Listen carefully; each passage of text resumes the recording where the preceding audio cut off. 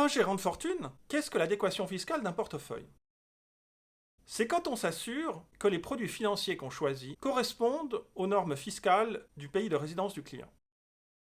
Par exemple, on s'assure que les produits choisis pour des résidents français ou allemands correspondent aux normes fiscales de ces pays.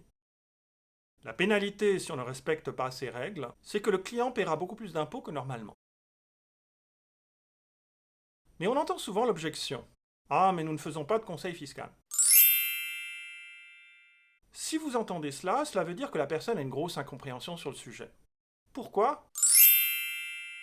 Je vais utiliser une image. Imaginez que la gestion de fortune, c'est un peu comme le métier d'un ou d'une chef de cuisine. Vous choisissez des ingrédients de qualité, vous composez votre menu, et votre spécialité, c'est la haute gastronomie. Maintenant, des clients viennent et vous disent qu'ils veulent des plats conformes à un régime particulier. Il y a ceux qui veulent du végétarien, d'autres qui veulent du sans gluten, et une troisième catégorie qui veulent du keto. Donc, vous allez consulter les normes de ces trois régimes, et sur cette base, vous allez faire votre propre recette pour respecter ces exigences. En plus du menu normal, vous avez maintenant 3 menus.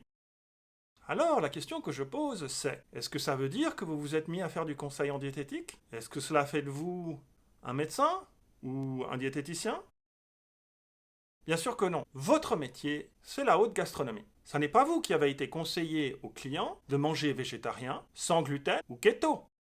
Au contraire, c'est le client qui est venu vers vous et qui vous l'a demandé. Vous n'avez fait que suivre les instructions du client et pour ce faire, vous avez appliqué les normes préparées par des médecins ou des diététiciens.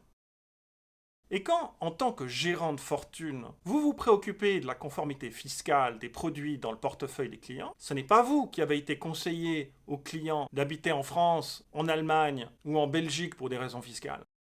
C'est le client qui est venu vous voir et qui vous a dit « Je suis résident au Royaume-Uni, merci de respecter les règles fiscales de mon pays ».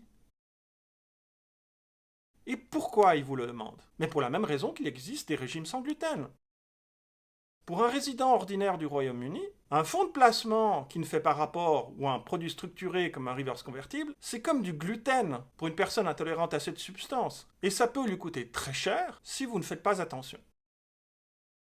En conclusion, le fait de vous assurer que les produits que vous achetez sont conformes à ce que les autorités fiscales attendent de votre client, ça n'est pas du travail de conseil fiscal, ni du travail de fiscaliste. C'est juste du devoir du bon gérant de fortune qui se préoccupe des intérêts financiers de son client et qui lui fournit les produits de qualité dont il a besoin.